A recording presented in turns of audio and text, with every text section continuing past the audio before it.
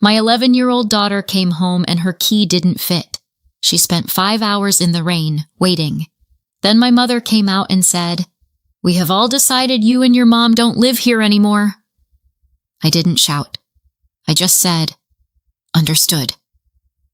3 days later, my mother received a letter and went pale. It was just a normal day at work. Busy, chaotic, the kind of day that chews you up and spits you out in latex gloves. I didn't know it would be the last normal day for a long time. We were short-staffed again, half the unit out sick, the other half pretending not to be. I'd already been yelled at twice before lunch, once by a patient's family, once by a surgeon who thought sarcasm counted as leadership. I was running on 3 hours of sleep and one energy drink that tasted like liquefied metal. Then my phone buzzed in my pocket. Normally I ignore it during rounds, but something made me look. Maybe instinct. Maybe luck. 6 missed calls from Hannah. Hannah, my 11-year-old daughter, my quiet kid, the one who apologizes to furniture if she bumps into it. She never calls 6 times in a row unless it's important. I stepped into the supply room, shut the door, and hit call. She answered immediately. "Mom?" Her voice sounded small and tight, like she was trying not to cry. "What's wrong, sweetheart?" "My key doesn't work." I frowned. "What do you mean it doesn't work?" "It won't go in." "I think they changed the lock." "They?" "Grandma. Maybe Aunt Brittany." I rubbed my forehead. "They wouldn't change the lock without telling me." Silence. Then a sniffle. "Can you come home?" I glanced at the clock. Another hour before I could even think about leaving. "Honey, I can't right now." "We're swamped. Try calling Grandma, okay? Or Aunt Brittany. They're probably home." "I did," she said quietly. "No one's answering." "Keep trying." "I promise someone will open the door soon," she said. "Okay," but her voice didn't sound convinced. When the call ended, I stood there for a moment, staring at the wall of gauze and gloves, telling myself it was nothing. A mix-up. An accident. Then I shoved the phone back in my pocket and went back to work. 2 hours later, I looked again. 4 more missed calls. 1 text. "Mom, I think they're here. Please come." My stomach dropped. I stepped into the hallway, ignoring the beeping monitors, and called her. She picked up mid-sob. "Mom, they won't let me in." My voice came out sharper than I meant. "Who won't?" "Grandma. Aunt Brittany. They came to the door. Grandma said we don't live here anymore." I froze. "What?" "She told me to stop knocking. She said I'm being dramatic." I felt something heavy and dark crawl through my chest. "Hannah, listen to me carefully. Are you safe?" "I'm under the porch light." "Is it still raining?" "Yeah." "Okay, stay right there. Don't move. I'm leaving now." I didn't ask permission. I found my supervisor and said, "My daughter's locked outside." "Family emergency." He started to argue, but one look at my face shut him up. 5 minutes later, I was in my car, scrubs still damp from sanitizer, rain hitting the windshield in furious streaks. It's a strange thing, how quickly your brain can switch from professional to animal. I wasn't a nurse anymore. I wasn't a daughter.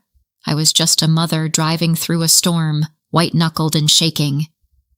By the time I pulled into the driveway, it was almost dark. Hannah was curled up on the porch, knees to her chest, hair soaked through. Her backpack sat next to her like a loyal dog. I ran to her, grabbed her into my arms. She was freezing. "I'm sorry," she whispered, like she'd done something wrong. "You have nothing to be sorry for," I said. My throat felt raw. "You did exactly what you were supposed to do." She nodded, trembling. Then the porch light flicked on. The door opened. My mother stood there, wine glass in hand, like this was a social visit. "Elena," she said, surprised. "What are you doing here?" I stared at her. "You changed the locks." She sighed. "We needed privacy. You locked my daughter out in the rain. She's fine. She's 11. Mom tilted her head, the same patronizing look she's had since I was old enough to disagree with her. "We've decided you and Hannah don't live here anymore. It's better this way. Less tension." "Who's we?" "Brittany and I." Of course. Behind her, my half-sister Brittany leaned on the doorway, phone in hand, fake concern painted across her face. "Mom, maybe this isn't the best time." "Oh, stop," Mom snapped. "It's been coming for a while." "Elena, you're an adult. You'll manage." I looked past them into the living room. Brittany's kids, Logan and Grace, were sprawled on the couch watching TV. My daughter's blanket was folded neatly beside them, the one with the little daisies she sewed on herself. Something inside me went very still. I didn't yell, didn't cry, just looked at my mother and said, "Understood." She blinked. "What?" "You heard me." I turned, took Hannah's hand, and walked back to the car. We drove without speaking. Rain thudded against the roof like static. After a while, Hannah whispered, "Are we going to be okay?" "Of course we are." She nodded, watching the headlights smear across the road. "Grandma doesn't like me, does she?" The question hit harder than I expected. I forced a smile. "Grandma doesn't like anyone, sweetheart. Don't take it personally." She almost smiled. Almost. The silence in the car that night was heavier than the rain. Hannah fell asleep in the passenger seat, head against the window, while I kept my eyes on the road and pretended not to replay every word my mother had said. "You and your mom don't live here anymore." "Right. Because throwing out an 11-year-old is just good housekeeping." I wish I could say I was shocked, but when someone's been teaching you who they are for decades, you don't get to be surprised. You just finally start believing them. That's when I realized this didn't start tonight. It started years ago. When I was little, there were 4 of us in that house. Me, my mom, my dad, and Brittany, my mother's first daughter. 5 years older, 5 times louder, 10 times more loved. If Brittany sneezed, Mom grabbed tissues and applause. If I sneezed, she told me to do it quietly. Dad was gone most of the time. An overworked hospital doctor, always somewhere between late rounds and early flights to conferences. When he was home, he smelled like antiseptic and coffee. He'd pat my shoulder, tell me I was a good kid, then pass out in the armchair with his boots still on. I adored him for it anyway. At least he noticed I existed. Mom didn't, unless she needed a target. She called me dramatic when I cried and ungrateful when I didn't.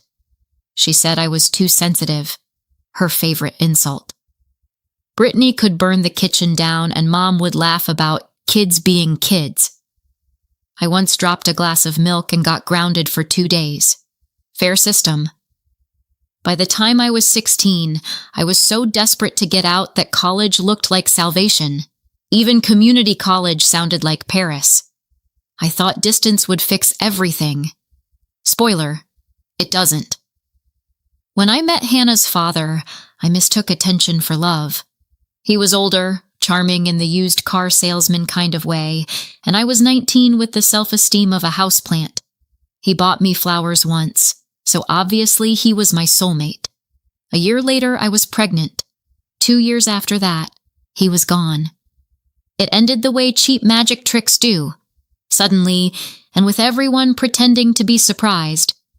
He got a job in another state, or maybe another bar stool. I stopped keeping track. What I remember most is sitting in the kitchen with a positive test in one hand and a half-written nursing school application in the other, wondering how on earth I was supposed to do both. Turns out, you just do. You work, you sleep in 4-hour increments. You learn that crying in the break room counts as self-care. You also learn that being tired becomes part of your personality, but we managed. Hannah and I had a small apartment stacked with medical journals and unpaid bills, life held together with takeout and overtime. Not happy exactly, but free, and that was close enough. 3 years ago, Dad retired. He'd spent his life saving strangers. Now he wanted to save time. He called one afternoon, said he wanted to visit, catch up, make up for lost years. He actually did. He showed up every week with takeout and stories about impossible patients and miracle recoveries. Hannah adored him. He adored her back. They had the same quiet way of watching people, like they were cataloging every secret.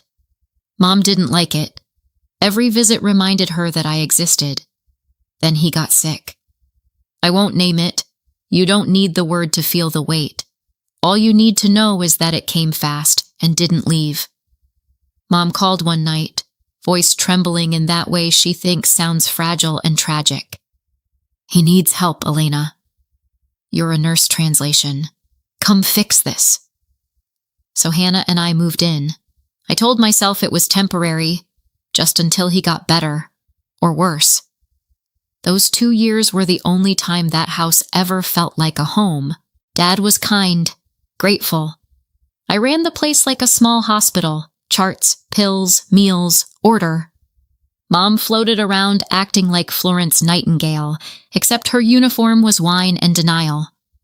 When Brittany visited with Ryan and the kids, Mom lit up like the 4th of July, throwing dinner parties that looked more like auditions for sainthood. The moment they left, the lights went out again. 3 weeks ago, Dad's body finally gave up. The funeral flowers hadn't even wilted when the house started to change. Grief does strange things to people. Some fall apart. My mom redecorated. 3 days after the funeral, she was already moving furniture, humming to herself, calling it fresh energy. She started with Dad's room, painted it pale yellow, changed the curtains, moved out his books. She said it would make a perfect space for when Brittany and the kids visit. Within a week, it looked like a showroom. New bunk beds, toys, framed photos of Logan and Grace on the dresser. Not one of Dad. Not even one. I remember standing in the doorway, still in my black dress, watching her roll paint like nothing had happened. She looked happy, energized, like someone setting up for a holiday instead of dismantling a life. I wanted to ask how she could do that so soon, but she beat me to it. Brittany and Ryan might come stay next weekend, she said. The kids shouldn't have to cram into the guest room anymore. They'll need their own space, she smiled, like she was explaining something sensible. I nodded, because what else do you do when your mother is already turning grief into a renovation project? After that, the visits blurred together. Brittany's family was there almost every weekend. They had their own keys, their own laughter echoing through rooms that used to belong to my father. And somehow, Hannah and I, who actually lived there, started to feel like guests. Mom called it healing. She said it made the house feel alive again. Meanwhile, Hannah and I stayed in the smallest room down the hall, our beds pressed against opposite walls. Mom called it cozy. I called it claustrophobic. One night I overheard her in the kitchen whispering to Brittany. "Rent's outrageous these days," she said. "It just makes sense for you to live here full time. We'd all save money." Then quieter. "Besides, Elena probably won't stay much longer." "She was only here for your father." I remember standing in the hallway, holding a mug of tea that suddenly tasted like metal. It wasn't even a month since the funeral, and already I was being erased. When I confronted her, she smiled like she'd caught me being dramatic again. "You said you were just here to help your father," she said. "He's gone now. You have your job, your own life. It's time to move on. Move on. Like grief was a lease and my time was up." A few days later, Jonathan Wells, the lawyer who handled Dad's affairs, called. "Just some paperwork to finalize," he said. I drove to his office expecting insurance forms. Instead, he handed me a folder. "Your father placed the house in a living trust," he explained. "He wanted to make sure it stayed with you and Hannah." I blinked. "What do you mean? Stayed with me?" "It's yours," he said simply. "He transferred it before his death. Your mother isn't listed anywhere on the deed." The words didn't register right away. When they did, all I could think was how fast everything had shifted. 3 weeks from eulogies to eviction. I thanked him, took the papers, and drove home with them on the passenger seat, unopened. I didn't tell anyone. Not yet. Because how do you walk into a house full of laughter and say, "Actually, all of this is mine"? I thought I'd wait for the right time. Let her grieve. Let her calm down. But 5 days later, she changed the locks. I didn't sleep after the locks. Every time I closed my eyes, I saw Hannah curled on the porch, her backpack slumped beside her like a guard dog that failed. By sunrise, the adrenaline had turned into something steadier, rage with a plan. I made 2 calls before my coffee went cold. One to the hospital to take a few days off, the other to Jonathan Wells. He picked up on the second ring. "Elena," he said, already sounding awake. "She changed the locks," I told him. "Your mother?" "She's not my anything right now." There was a pause.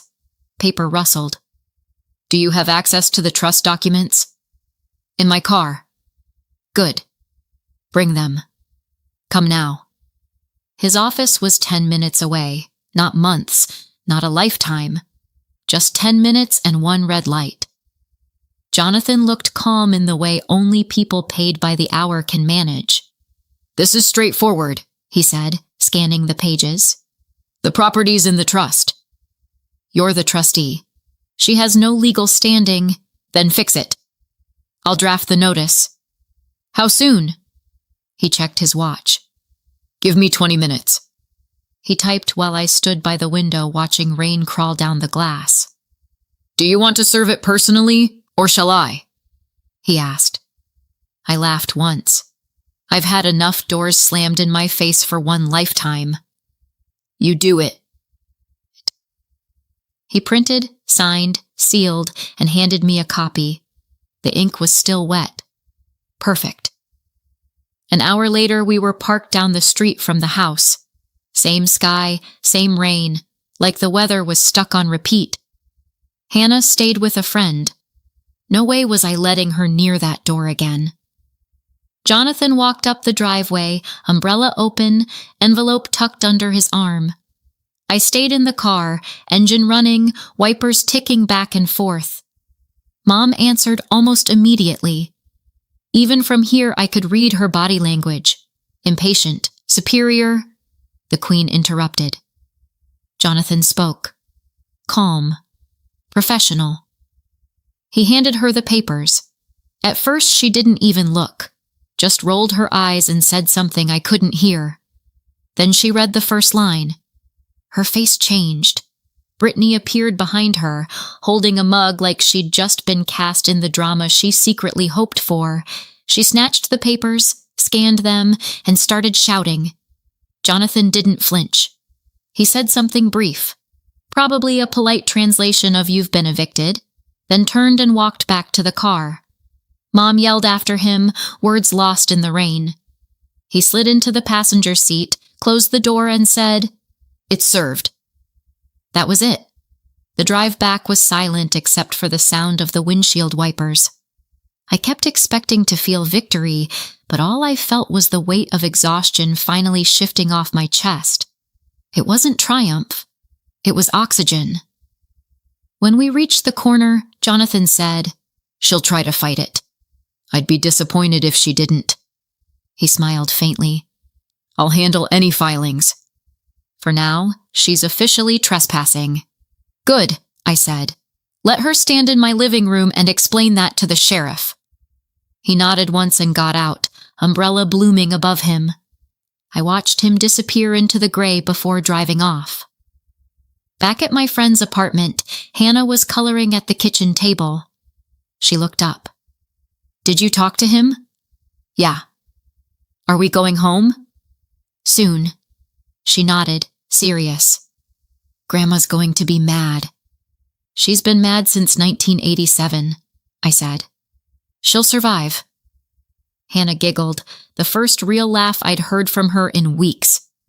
I decided it was the sound I'd fight for from now on. That night, I couldn't stop replaying the look on my mother's face when she realized the house wasn't hers to rule anymore. For once, she'd opened a door she couldn't slam. I lay awake listening to rain hit the window, steady and endless. It sounded like patience. It sounded like waiting for the next move. Because there would be one. There always is. The days after the notice blurred together. Rain again, lawyers again, paper again. Jonathan called that same night. "She's already hired counsel," he said. "They're claiming you fabricated the lockout." "Of course they are." "They also allege undue influence over your father." I laughed. Because caring for a dying parent is suspicious now. He didn't laugh. He never does. "I'm filing for emergency possession." The police report helps write. The report. I'd gone to the station that morning, sat under buzzing fluorescent lights, and told a young officer how my mother locked an 11-year-old outside in the rain. He'd typed everything quietly, then looked up and said, "That's neglect." "You did the right thing." Jonathan attached the report to the petition, and the judge signed the order 2 days later. Fastest justice I've ever seen. Mom's lawyer tried to stall with a motion full of bold italics and zero evidence. The court denied it before lunch. Jonathan called again. "The sheriff's office will set an enforcement date. Probably within the week." "Already?" "You wanted quick," he said. That night I told Hannah we'd be home soon. She was quiet for a moment, then asked, "Are they still there?" "Who?" I said, even though I already knew. "Grandma and them." "No," I said. "Not anymore." She nodded, serious, like she understood something bigger than she should have to. When the email came with the date and time, 10 a.m., Thursday. It didn't even feel real, but the words were right there on the screen. Writ of possession, immediate enforcement.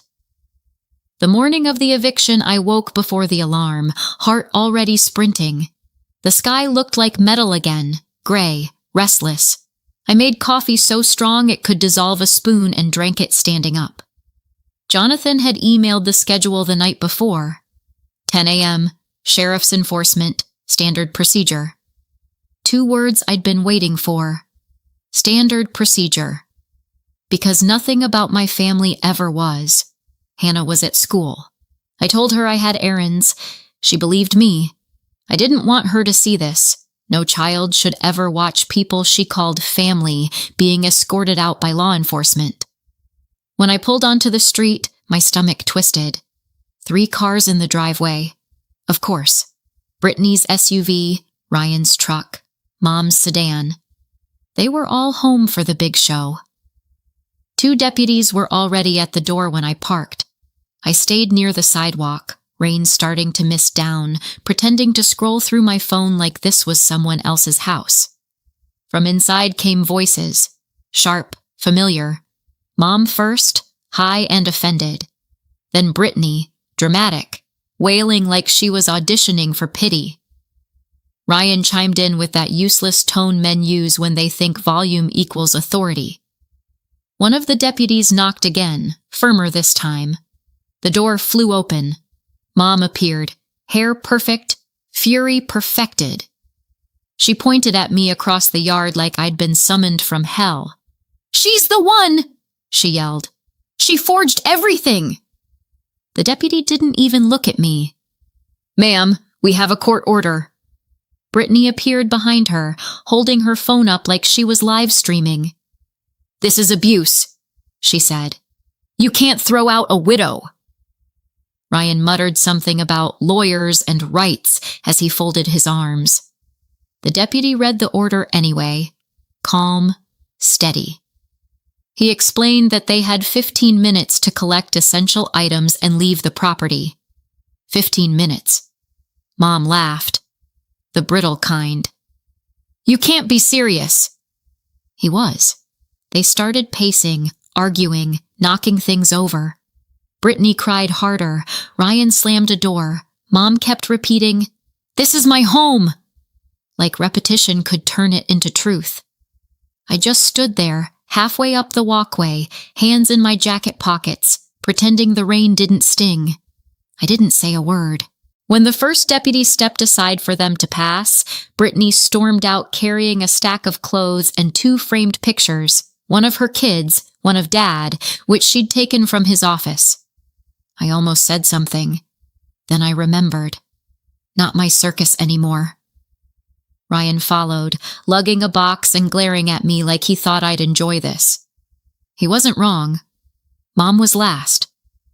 She paused on the threshold, turned toward me, eyes glassy with something between hate and disbelief. "I hope you're proud," she said. I wasn't. I was tired. She walked past me without another word. The deputies closed the door behind her, simple and final. The silence that followed felt unnatural, too thick. One deputy handed me the keys. "Ma'am," he said, "it's yours now." 3 words, heavier than I expected. I thanked him. My voice cracked halfway through. When their cars finally pulled away, I stood there alone in the drizzle, staring at the house that had been both battlefield and cage. I went inside. The air smelled like dust and perfume, sweet rot. A glass of wine sat abandoned on the counter. A jacket hung over a chair. It looked less like people had lived there and more like they'd vanished mid-scene. I opened windows, one by one, letting the rain air drift through. For a second I thought I heard Dad's voice in the quiet. "You did what you had to." I wanted to believe him. That evening I picked up Hannah from school. She climbed into the car, smiled when she saw the boxes in the back seat. "Are we moving again?" she asked. "Home," I said. The word felt strange in my mouth, like something I hadn't used in years. When we walked through the door, the house echoed. She ran from room to room, touching everything, like claiming territory. "This is ours again," she said. "Yeah," I whispered. It always was. It's been 6 months since the eviction. Hannah and I haven't spoken to any of them. No calls, no texts, no surprises. I blocked every number. Peace looks good on a screen. I still get updates, though. Small-town gossip doesn't need permission. Jonathan hears things through the legal grapevine, and a nurse I know from the old hospital still lives near Brittany. Apparently, Mom moved in with Brittany and Ryan right after she lost the house. It lasted about a month before things exploded. Mom started reorganizing their house. New curtains, new furniture, new rules. Ryan didn't take it well. They had a huge fight, and she locked him out. Cops got called again. He moved out a week later. Now Mom and Brittany live together, which everyone says is going great if you define great as 2 people passive-aggressively competing for oxygen. Their latest argument made it onto Facebook Marketplace comments. Someone screenshotted it and sent it to me. Mom was selling Brittany's old dining set. Brittany replied, "You don't even live here." Beautiful symmetry. As for us, we're good. Hannah's been helping me in the garden. She says everything grows faster when you stop shouting at it. The house is quiet. No new locks, no new storms, and best of all, no one's tried to move in. So what do you think? Did I go too far or not far enough? Let me know in the comments and subscribe for more.